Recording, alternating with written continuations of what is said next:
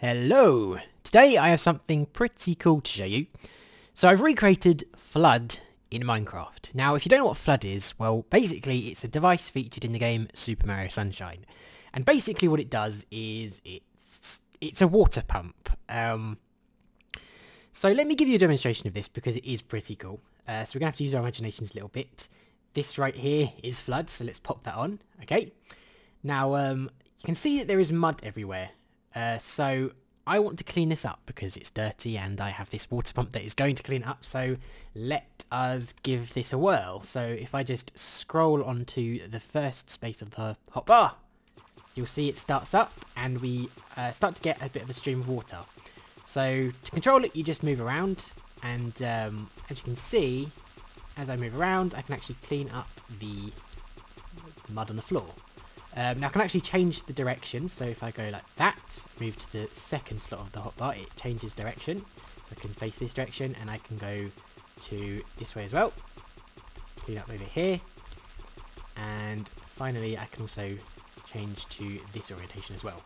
So it's very, very cool, and as you can see it is cleaning up all that mud and we are cleaning things like mad here. So that is very, very cool. And this is the system behind it. Not really much at all. So what we're doing is we're continuously testing for a player with a golden chest plate equipped. Now, if that's true, then this clock will be triggered. So I'll show you that. If I just equip that, you'll see this clock is now triggered.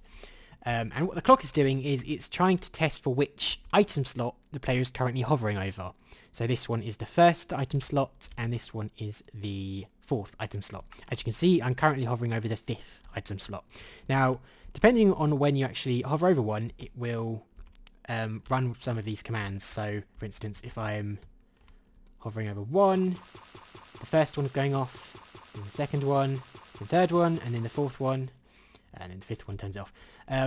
So what these commands are doing is a few things. So first off, we are summoning some particles, the splash particle, to basically give the effect of like a stream of water running. So I'll show you that. It's easier to see in F5. So if I go into 1, you'll see that's the stream of water there.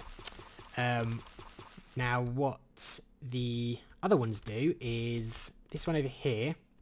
This one will summon falling sand, falling water, with a certain motion. Okay, so this one has a motion of 10 on the Z, and this one up here will teleport that entity, the falling sand entity, to me. Okay.